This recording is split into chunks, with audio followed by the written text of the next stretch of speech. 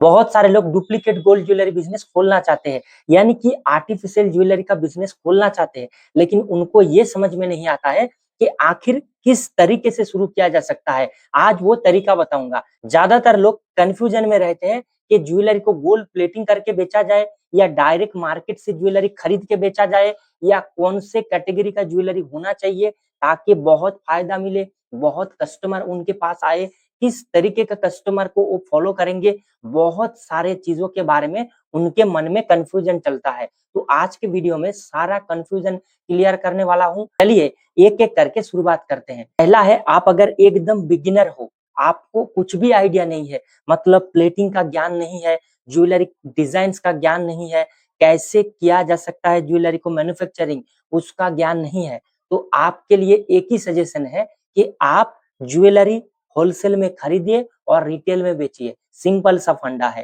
ठीक है। तो कई सारे लोग मेरे पास कॉल आते हैं कि कार्तिक भाई क्या करना है, प्लेटिंग करके बेचना है या मार्केट से खरीद के बेचना है।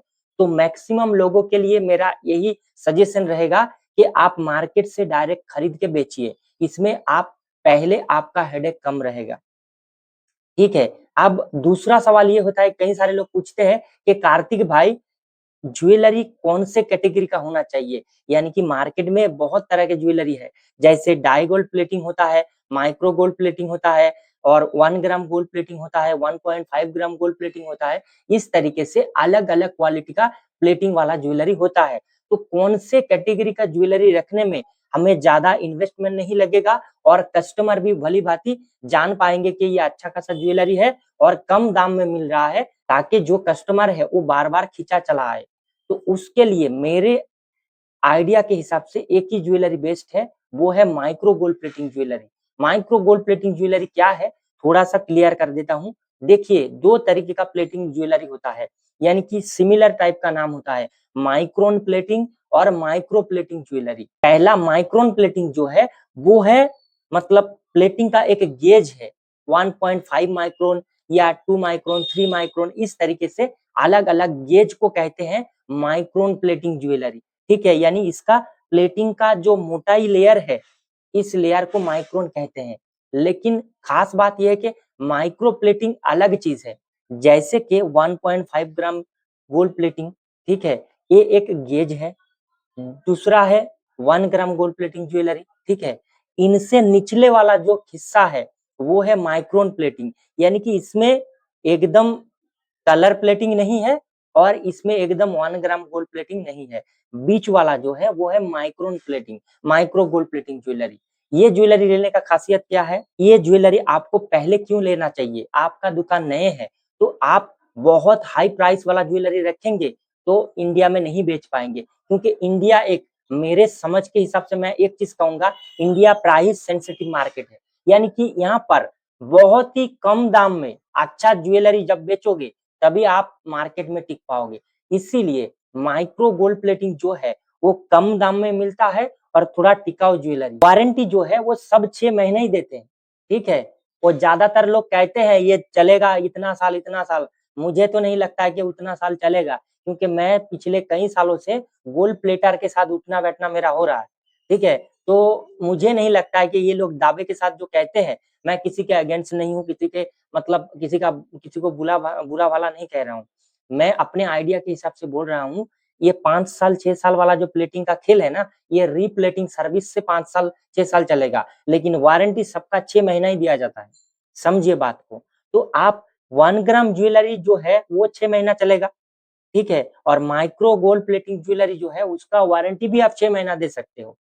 तो इसीलिए नए लोगों के लिए तो बेस्ट है कि आप माइक्रो प्लेटिंग जब ज्वेलरी रखेंगे तो आपका क्या हुआ, 6 महीने का वारंटी आप दे दिया, ठीक है।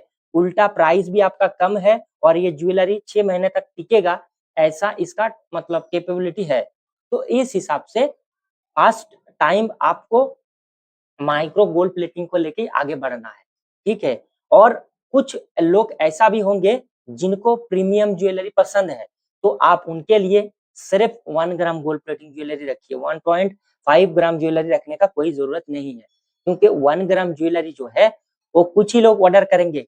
आपको कह तो सब देंगे कि आप मेरे लिए बहुत अच्छा ज्वेलरी लेकर आइए, लेकिन जब आप उसको प्राइस बताओगे तो वो बोलेगा इतना रेट है, ठीक है?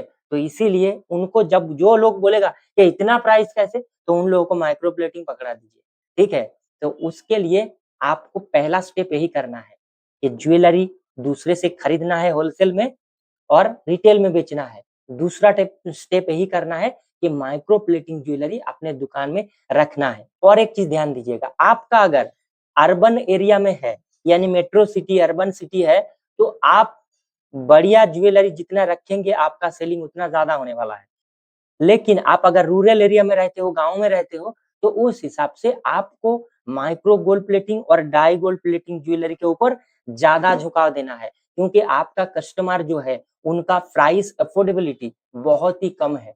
तो उस हिसाब से आपको ध्यान यही रखना है कि आप किस एरिया में दुकान खोल रहे हो और कौन आपका कस्टमर है। कस्टमर को देख के आपने दुकान में सामान रखिएगा। आपके हिसाब से माल मत रखिएगा।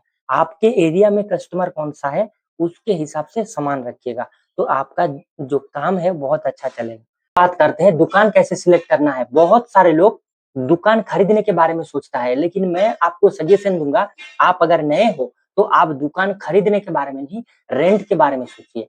क्योंकि खरीदने में जितना इन्वेस्टमेंट लगेगा, रेंट में उससे बहुत ही कम लगेगा, ठीक है? भले ही आपका ना हो, लेकिन रेंट में आपको बहुत ही कम खर्च में आपका काम स्टार्ट हो जाएगा। दूसरा चीज़ ये है कि जितना पैसा बचेगा, उसमें आप अपना नया इन्वेस्टमेंट लगा सकते हो, दुकान में सामान रख सकते हो।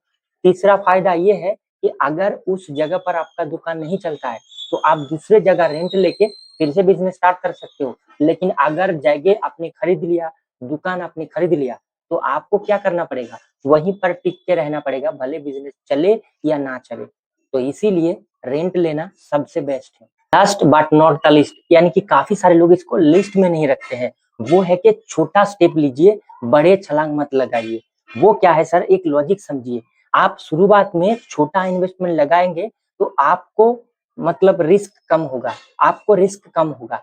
शुरुआत में आप 5 लाख लगा देंगे, तो आप उस बिज़नेस से निकल नहीं पाएँगे। तो इसीलिए आपको शुरुआत में 20 से 30 हज़ार रुपए लेके बिज़नेस स्टार्ट कीजिए। मैं तो 5 हज़ार रुपए से इस बिज़नेस को स्टार्ट किया था। ठीक है? तो फिर धीरे-धीरे इन्वेस्टमेंट करते गया और आज मेरा इन्वेस्टमेंट काफ़ी बड़ा हो चुका है और मेरा सामान, मेरा दुकान का जो सामान है, वो भी काफ़ी ज़्यादा हो चुका है और बिज़नेस भी बड़ा हो चुका है। लेकिन शुरुआत मैंने छोटे से किया था।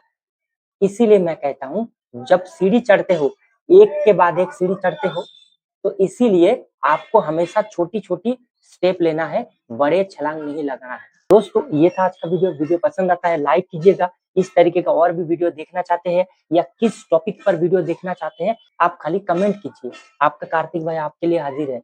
मिलते हैं फिर किसी नेक्स्ट वीडियो में। आपका इतना प्यारा कीमती समय मुझे देने के लिए बहुत-बहुत धन्यवाद। नमस्कार दोस्तों।